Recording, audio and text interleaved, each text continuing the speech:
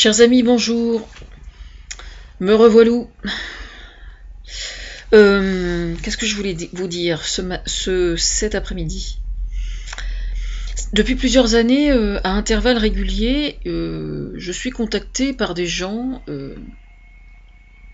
français, souvent, enfin toujours, qui sont en Côte d'Ivoire, en Afrique, dans différents pays d'Afrique, mais ces derniers temps, la plus particulièrement en Côte d'Ivoire, qui ont des problèmes pour rapatrier de l'argent en France.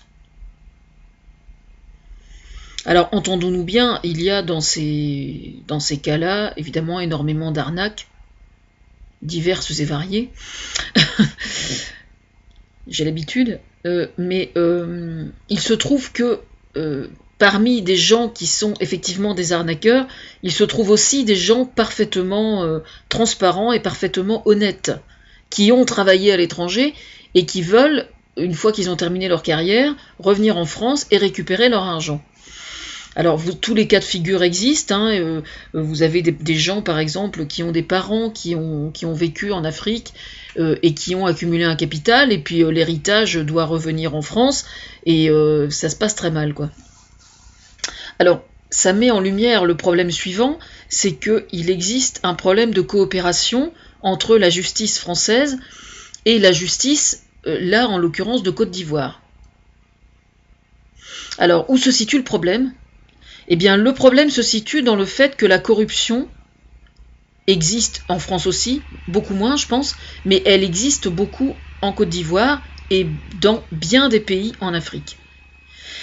Alors, évidemment, il y en a qui vont se dire, la voilà qui ramène sa fraise avec sa lutte anticorruption. Bah oui, je reconnais, je ne nie pas.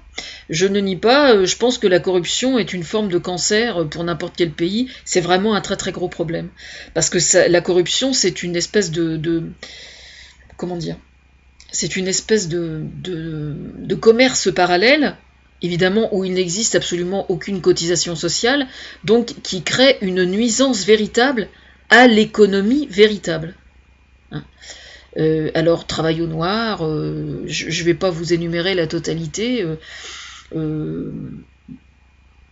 Enfin bref, vous voyez ce que je veux dire, quoi. C'est pas la peine que j'approfondisse, mais c'est quand même un terrible problème, parce que du coup, un pays qui ne lutte pas contre la corruption et qui a une justice corrompue,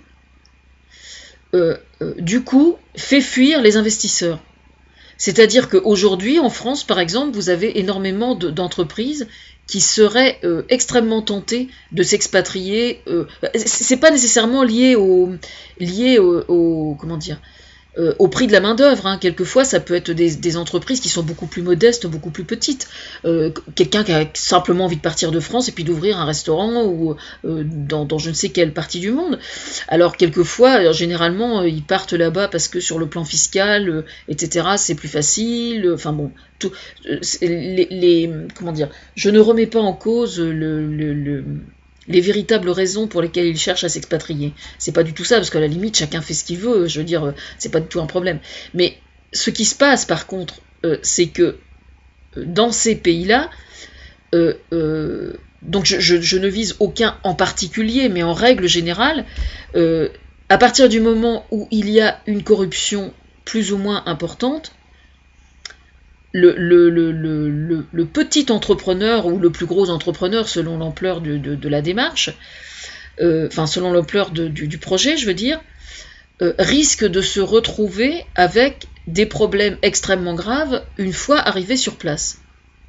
Si le taux de corruption est extrêmement important, il part avec un pourcentage d'incertitude et d'insécurité qui est parfaitement de nature à lui faire renoncer complètement à son projet.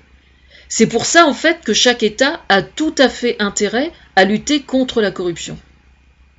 Alors là, par exemple, on vient de me citer le cas de quelqu'un qui a hérité de son père en Côte d'Ivoire, qui est parfaitement honnête, enfin je suppose, je peux pas savoir. On ne sait jamais qui se cache derrière les pseudos, quoi. Et donc il doit récupérer un capital qui est en Côte d'Ivoire. C'est quelqu'un de parfaitement honnête. Le problème, c'est que à chaque fois qu'il veut récupérer son argent, il y a toujours une bonne raison pour qu'il ne puisse pas le récupérer. Alors c'est quelqu'un qui est honnête à la base. Hein.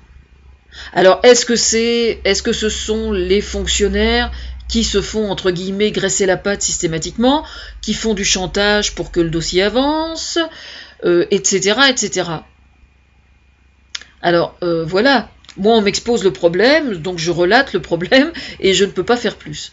Voilà. Quoi dire de plus Quand une ONG va travailler dans un pays, il existe une convention avec le pays, je suppose, ce qui permet d'encadrer juridiquement et financièrement le travail de l'ONG. Mais quand c'est un petit entrepreneur ou un individuel hein, qui a du talent et qui dit moi j'ai envie, enfin, je prends le cas du restaurant parce que c'est vrai que quand on est français et qu'on a l'intention d'aller s'expatrier dans un autre pays, il arrive assez souvent que ce soit pour ouvrir un truc à manger parce qu'évidemment on s'appuie un peu sur notre cuisine parce que notre cuisine représente quand même une part non négligeable de notre culture, donc c'est quand même assez courant. Et selon l'endroit où il va s'implanter, évidemment, il se passe un certain nombre de choses, quoi. Que je peux pas détailler là, mais alors ce que je raconte là, je crois que ça avait fait le sujet d'une émission d'ailleurs, et c'est pour ça que j'en parle, j'avais trouvé ça intéressant. Je crois que c'est l'émission du samedi matin sur France Inter, je vais retrouver, il y a quelques semaines, où il parlait de ça justement, des petites entreprises qui cherchent à s'implanter quelque part, et puis bah, il y a un problème de corruption, et du coup bah, le projet tombe à l'eau, quoi. Voilà, c'est pour ça que quand on parle de partir, quand une entreprise veut partir de France, je pense aux pigeons évidemment à l'époque là, il faut quand même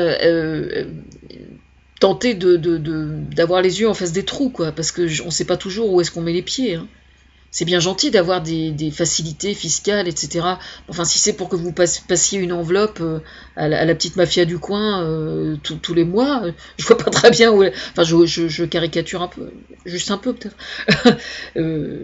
Je vois pas très bien où est l'intérêt, quoi.